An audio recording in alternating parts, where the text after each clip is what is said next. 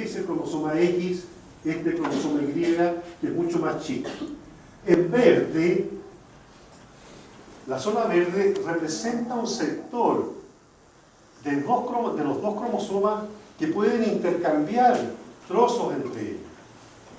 Pero muy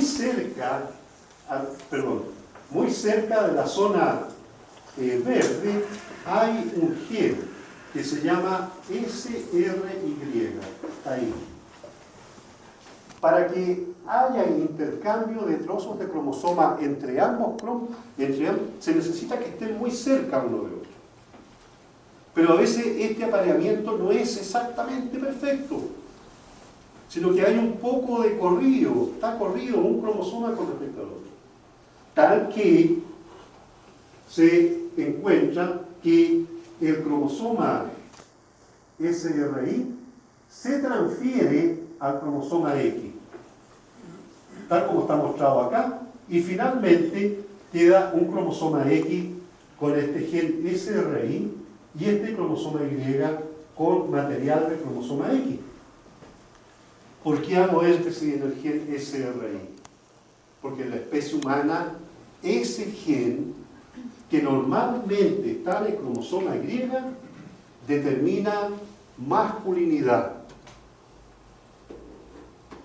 Pero esto que se apareen, que no se apareen exactamente, genera una nueva situación.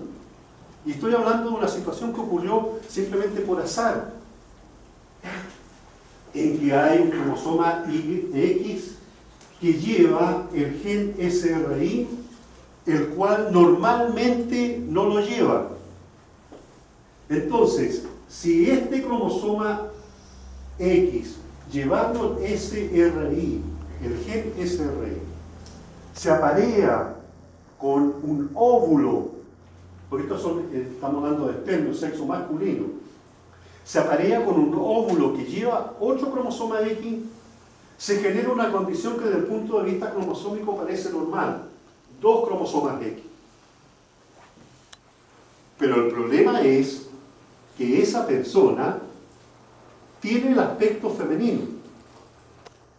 Pero el llevar el cromosoma, el gen SRY, determina profundas alteraciones en los caracteres sexuales primarios. Es decir, no hay desarrollo gonadal y también hay serios problemas de caracteres sexuales secundarios. El vello, la forma, qué sé yo. Un mero cambio de esta naturaleza determina, si el médico le saca la célula, se sacan células del epitelio bucal, ¿no? Y ahí a partir de ese material se puede establecer esto. Encuentra que tiene 2 cromosomas X, pero ¿cómo? Usted tiene 2 cromosomas X y no es mujer. Resulta que entonces el mero azar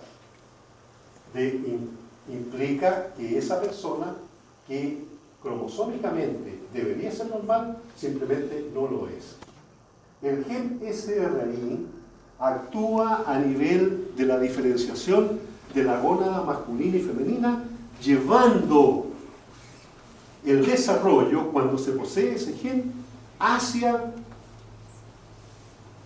masculinidad, gónada masculina.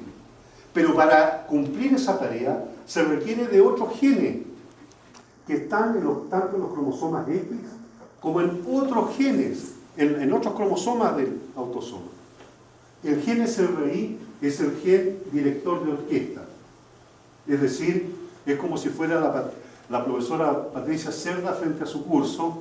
Ella es la que determina cuándo les da permiso para ir al baño, qué sé yo, para quedarse en sus asientos, etcétera, etcétera, etcétera. ¿No? Es la labor que hago yo también allá con mi alumno en la universidad, ¿no? Cuando los recibo o no puedo recibir. El director de orquesta. Ese es el gen SRY.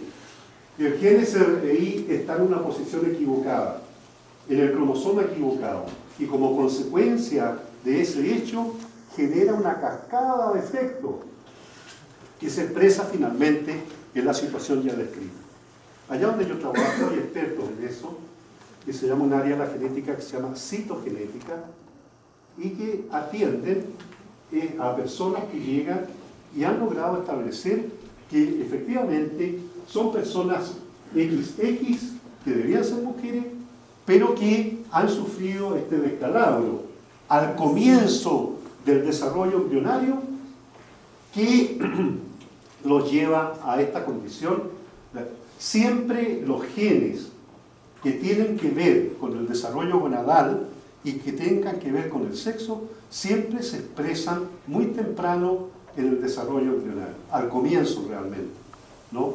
Esa es otra característica que tiene.